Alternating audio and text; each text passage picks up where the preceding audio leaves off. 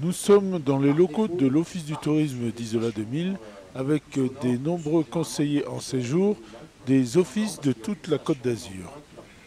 Ils ont été invités par les offices du tourisme des stations du Mercantour pour un éductour. Un éductour, eh bien, c'est de faire du tourisme tout en s'instruisant. C'est venir découvrir quels sont les attraits de nos stations. On commence avec Michael Tessard, directeur de la SEM, c'est-à-dire des remontées mécaniques pour Isola 2000. Effectivement, on connaît moins les autres offres, les offres annexes. C'est bien d'avoir choisi Oui. l'activité. Et on vous présente Pascal Bastanti, qui va vous accompagner. Après les explications de Michael, deux options s'offrent aux conseillers en séjour. Un parcours en raquette ou alors la découverte du domaine skiable. Rando de raquette. Voilà.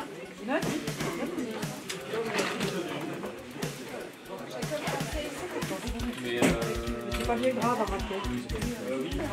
Je te suis. On va surprendre.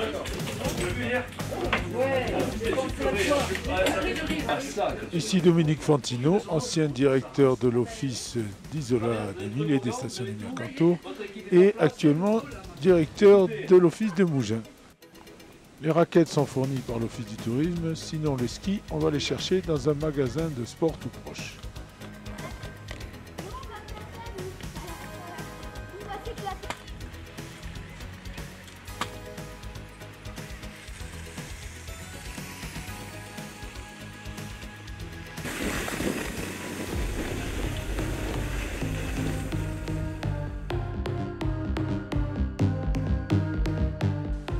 Voilà, c'est parti.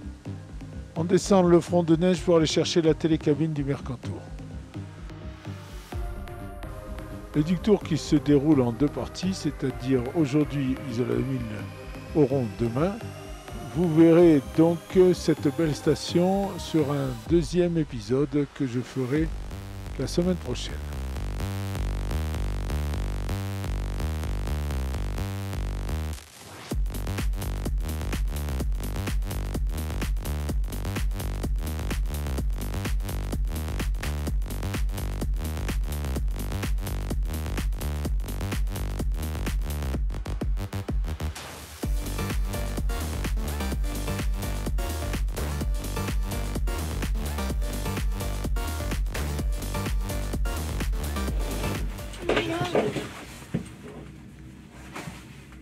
Bon, ça se présente bien?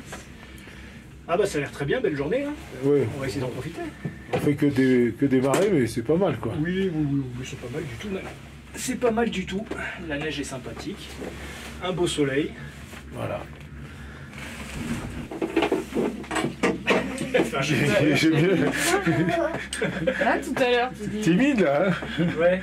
Tu faisais le malin. Alors.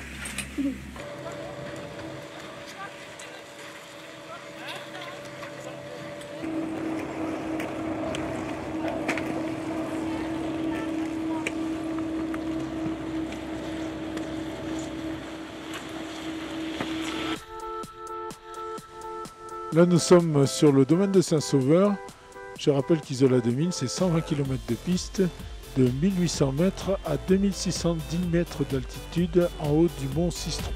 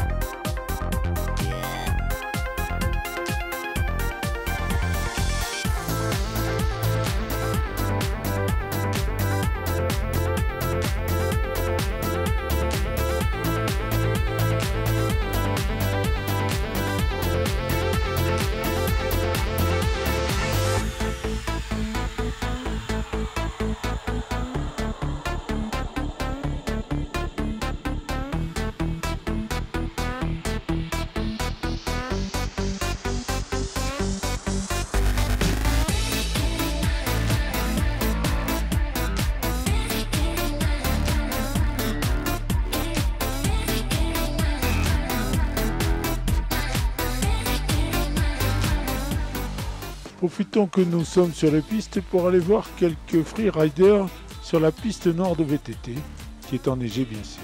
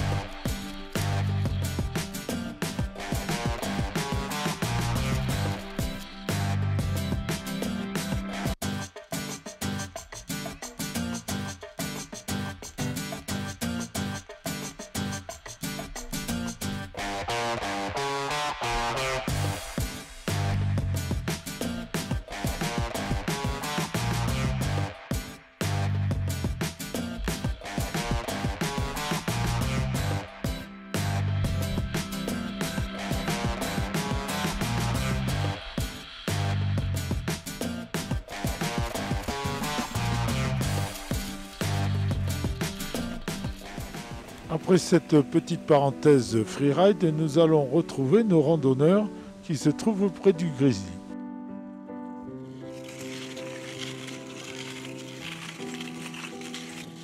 Petite photo souvenir à côté de la cabane.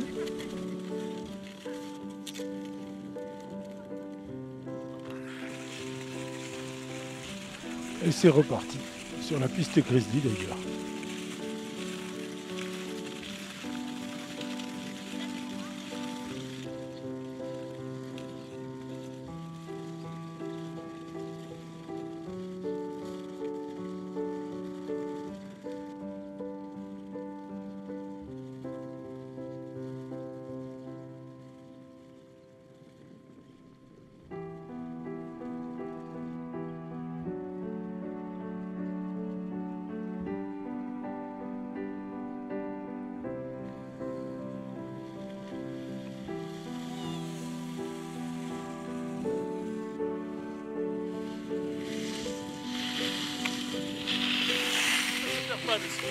Comme le vélo, ça. Dominique Fantino qui retrouve ses marques. Il faut dire qu'il a été 10 ans directeur des offices du tourisme des stations du Mercantour. 13h, nos randonneurs en raquette qui reviennent. Nous allons pouvoir déjeuner.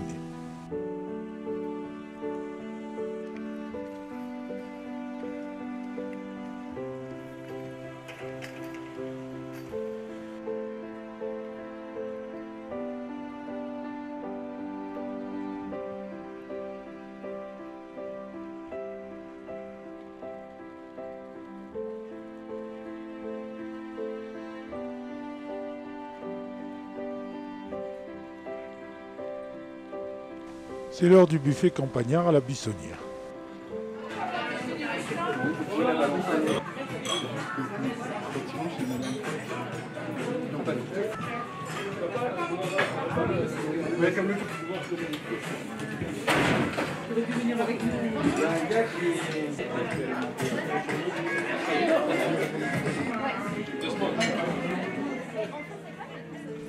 L'après-midi, séance bien-être au chalet K2.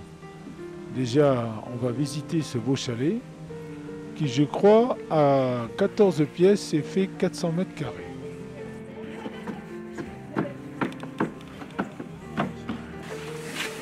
Je vais laisser vos petits sacs en attendant. Voilà, alors avec Sonia, cette année, on a monté un concept de créatrice d'événements dans des lieux éphémères. Donc on investit des lieux et on crée un petit moment zen, une bulle de zen pour des personnes. Et on a eu la chance d'avoir accès à ce chalet qui est en vente, qui a été entièrement rénové.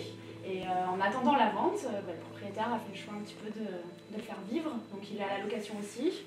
Et voilà, donc on a l'opportunité de pouvoir l'investir comme ça pour des occasions, des soirées, et là entre autres un événement comme ça. Donc on va profiter pour vous le faire visiter quand même, parce qu'il est quand même beau. Et donc on va monter tout en haut et puis on redescendra et voilà, on fera un comme petit peu ça, toutes les pièces. Vous aurez un sens logique. Alors, je laisse Isa monter en premier et je ferme la boucle. Je vous en prie. On monte les escaliers, mais pour les paresseux, il y a même un ascenseur.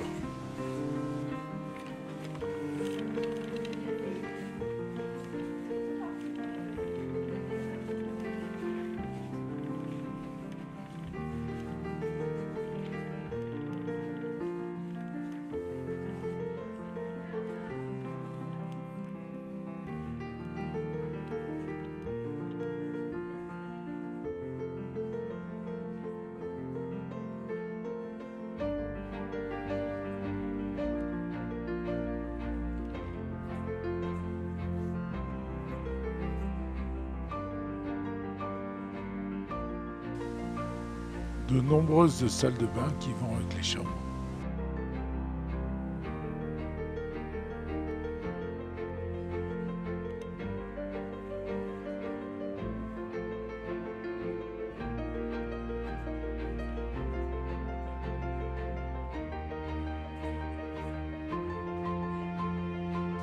Le télésiège de Comgrosse qui ne passe pas très loin. Et une terrasse qui fait tout le tour. Je récapitule, il a 10 pièces, 4 chambres et il fait 414 mètres carrés. Si ça vous intéresse, il est en vente 2 980 000 €.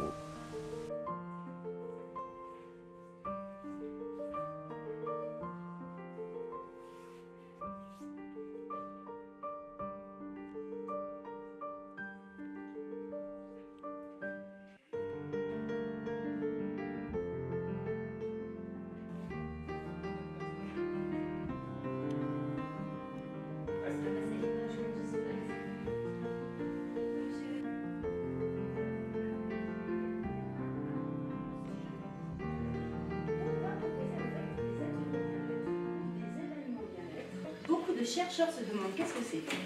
Et deuxièmement, des particularités de plantes que vous n'allez pas trouver normalement de piliers. L'atelier cosmétique, donc avec Isabelle, qui est en fait un atelier aussi 100% bio, mais qui ne va pas être local par contre.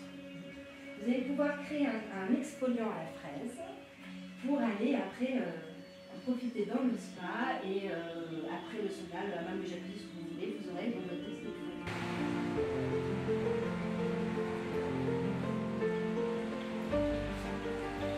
Voilà, un bon moment se prépare, nous allons les laisser.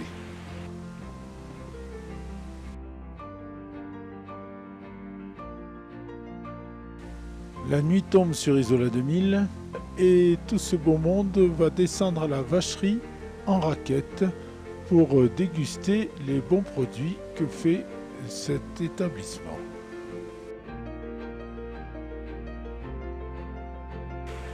L'arrivée des plus courageux.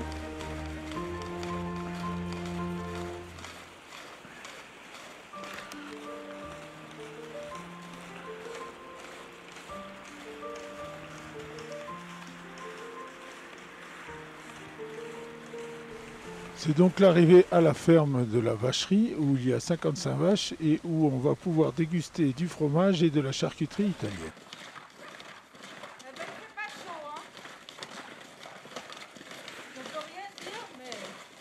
Ça c'est sûr, hein. Et encore vous bougez vous.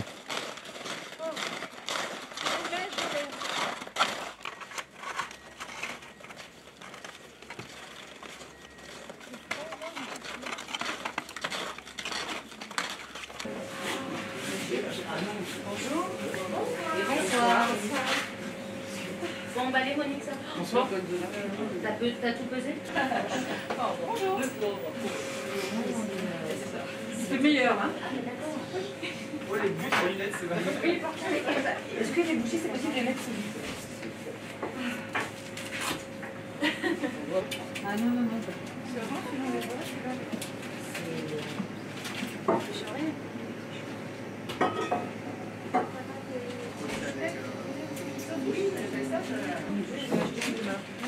Elle avait fait son premier stage chez nous et après elle est partie, elle avait fait son purification. Je fait ici, bien évidemment. Et celles-là, c'est les plus fruitées. Ensuite, là, vous avez de la truffe de Albe, du fromage frais à la truffe. Voilà. Et après, le vin, vous pouvez goûter aussi le vin italien qu'on a et le vin rosé du bar.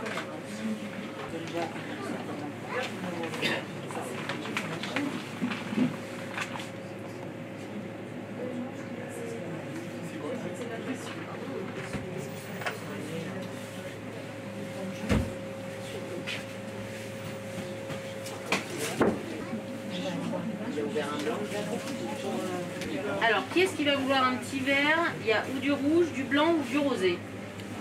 Rouge.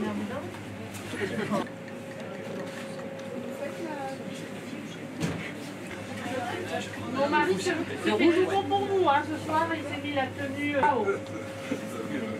La chemise de France, À l'étable, ouais, On va y aller, on va y aller après, ouais. Voilà, Marie-Ange. Bien, je bois de l'eau.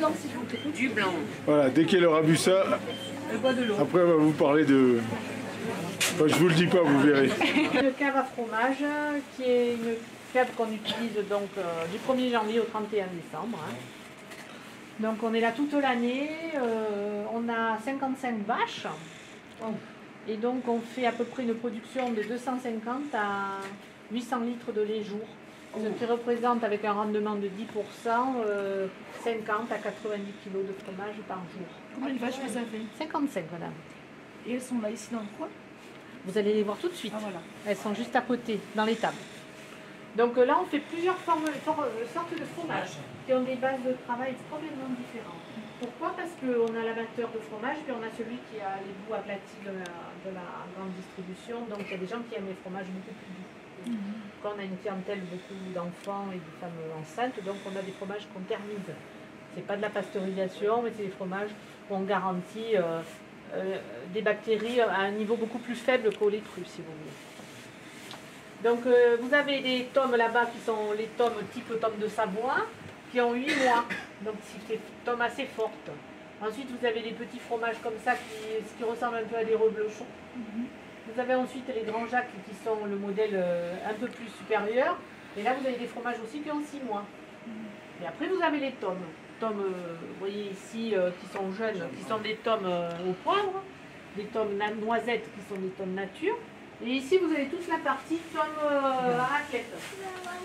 On va aller les voir. Et là, c'est les tomes à raclette, la poêle au raclette. Donc là, vous avez les fromages qui servent pour les raclettes, des fromages qui fondent facilement. Parce que la raclette, c'est pas une appellation d'origine contrôlée. C'est un fromage qui fond. Donc nous, on appelle ça des tomes à raclette, qui ont des moisissures un peu avec du géotrichum. Et on en fait plusieurs types, si vous voulez, avec des fabrications, on appelle ça des technologies très différentes. Voilà. Et donc, ça donne des goûts différents. Ça n'a rien à voir avec le fromage à raclette que vous connaissez. Voilà. Et qui sort de l'eau salée. Parce que le fromage, pour qu'il ait un goût, il faut qu'il soit mis dans l'eau salée à 30%. Alors là, vous avez ici la saumure. C'est ça qui sent fort comme ça. Non, c'est l'ammoniac. Ça dégage de l'ammoniac. Ça, c'est une réaction physiologique, autrement, il n'y a pas de fromage. C'est à ce dégagement qui est Vous avez l'habitude. C'est vrai que vous... Nous, ça nous prend un peu la gorge. Oui, non. Vous, ça vous prend un peu là. Voilà, ça donne même à la tête, c'est vous qui n'est pas l'habitude. Oui, ça, dans toutes les cas, vous avez ça, plus les sérons, qui sont des petites araignées microscopiques, des acariens, qui digèrent la croûte aussi. Voilà. Et là, chez nous, ils sont très très bien. Ah oui, oui, Ils adorent. J'imagine.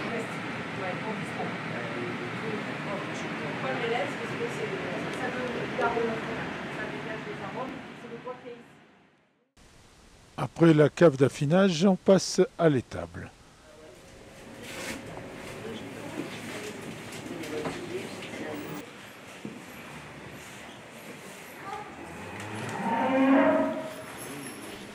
vacherie qui se trouve juste à côté du parking P1, à côté du circuit des glaces.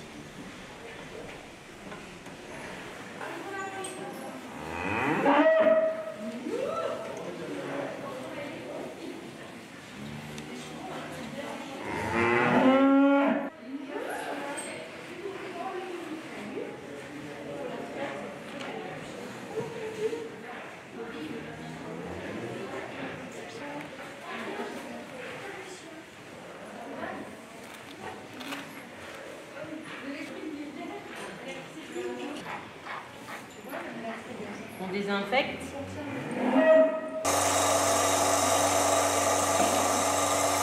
Et après, on va brancher l'appareil.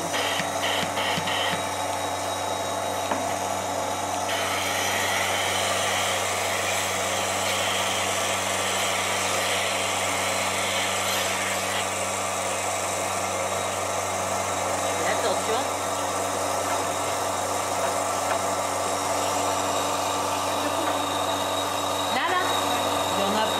Moins de 5 minutes. Donc celle-là, Galaxy, c'est la mère de la petite qui a les boucles d'oreilles là-bas. Voilà, de la femelle et elle a... Vous êtes bien excité, c'est ta caméra ça? Quand même. Bah oui, c'est ta caméra, regardez. Comme elles sont énervées. Il n'y a jamais personne.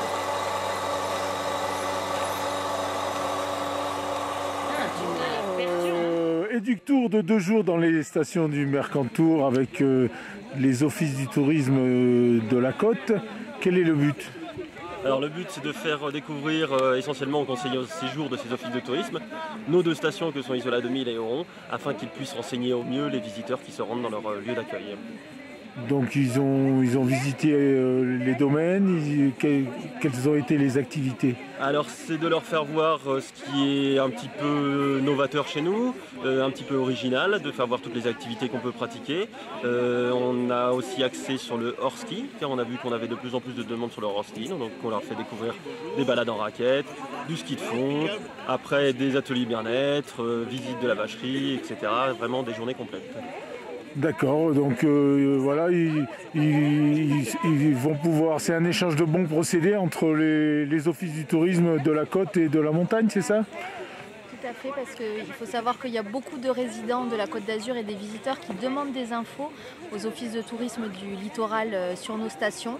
Et c'est pour ça qu'aussi ils ont répondu énormément présents à cette invitation, puisque c'était important pour eux de connaître le produit pour pouvoir en parler ensuite aux visiteurs du littoral. Voilà, vous pensez que ça va se renouveler dans le temps avec les offices du tourisme et les éductours vont se pérenniser?